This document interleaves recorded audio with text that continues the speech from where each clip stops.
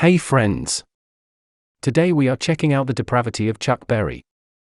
I'm not sure how he got such a reputation, but unfortunately he was notorious for having relations with underage girls, and a huge stack of underage porn. Let me know what you think in the comments below. I'll be back with the best content I can, and a big thanks to my buddy Phil Beck for voicing this episode. Chuck Berry was a huge pervert. When it came to sex and drugs, rock and roll legend Chuck Berry rang all the bells. Berry, who died of natural causes on Saturday at age 90, is widely credited with helping create rock and roll in the 1950s, with a string of hits including Johnny Be Good and Roll Over Beethoven. But he would come to set a standard for rock star depravity that few of his disciples would hope or even want to match. Following 2 trips to the slammer, first at the height of his fame in the early 1960s for transporting a 14-year-old girl across state lines for sex, and again in 1979 for tax evasion, Berry was busted over a 1990 drug raid on his estate in Wentzville, Missouri. Although authorities suspected him of transporting huge loads of cocaine in his guitar case as part of a multi-million-dollar drug operation, the search only turned up about 2 ounces of pot, some hashish, 2 rifles and a shotgun, as well as more than $122,000 in cash. But the cops also found a huge stash of pornography, including dozens of videotapes, trays of photographic slides and books, some of which appeared to show underage girls. Berry, who publicly denied ever using coke, was charged with pot possession and 3 counts of child abuse for the underage porn.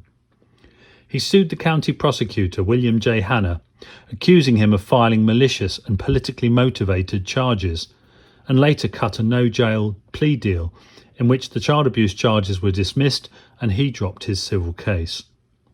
The seizure of Berry's porn collection, however, led to a scandalous 1993 report in the since-defunct Spy magazine that went way beyond the earlier scandals, revealing a penchant for sexual fetishes involving bodily excretions and a predilection for spying on women in bathrooms.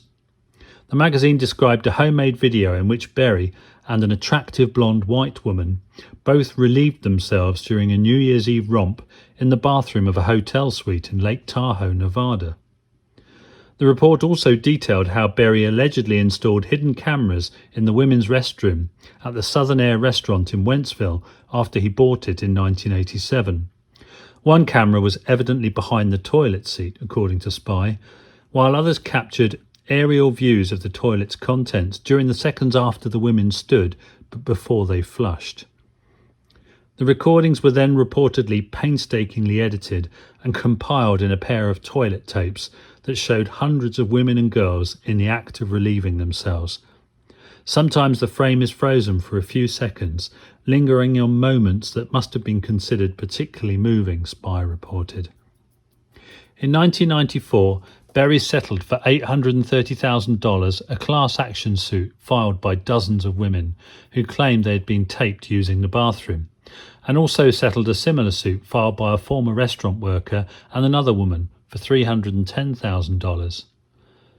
Berry was also publicly shamed when the High Society Nudie magazine in January 1990 published photos of him posing naked with different women, with the publication claiming to be the only magazine with the balls to show Chuck's berries.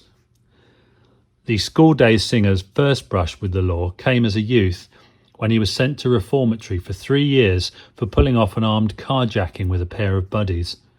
After getting sprung, he got a cosmetology degree and worked as a beautician, and in 1948 married Themeta Toddy Suggs, with whom he had 4 kids. His music career began in the early 1950s.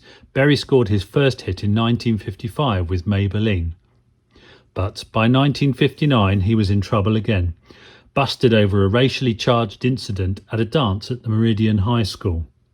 According to Berry's autobiography, one of the girls threw her arms around me and hung a soul-searching kiss that I let hang a second too long. Someone shouted out that this N-word asked my sister for a date, and a mob chased him outside, where the cops caught him hiding in a nearby building. Berry was charged with disturbing the peace, which he settled by spending a night in jail and surrendering the $700 seized from his pockets. Barry ran afoul of the law again in 1979 when he was slapped with tax charges and quickly struck a plea deal in which he admitted cheating the feds out of $110,000 in income taxes. He twice broke into tears during his sentencing, at which the judge slapped him with 120 days behind bars and 4 years probation. The court session came little more than a month after Barry had entertained then-President Jimmy Carter and his family on the lawn of the White House. Years later, Barry admitted the tax case was no bum rap, but claimed that the government had inflated its losses. It was straight true. It was a bum rap in the sense that it was about 15% that they added, but that's nothing to kick about, he told Goldmine magazine. In other words, they were about 85% right and 15% wrong. Barry long cultivated a reputation as a cheapskate, in large part because he used local pickup bands while on tour, instead of hiring regular performers, often resulting in sloppy performances with the musicians he had met just moments before hitting the stage.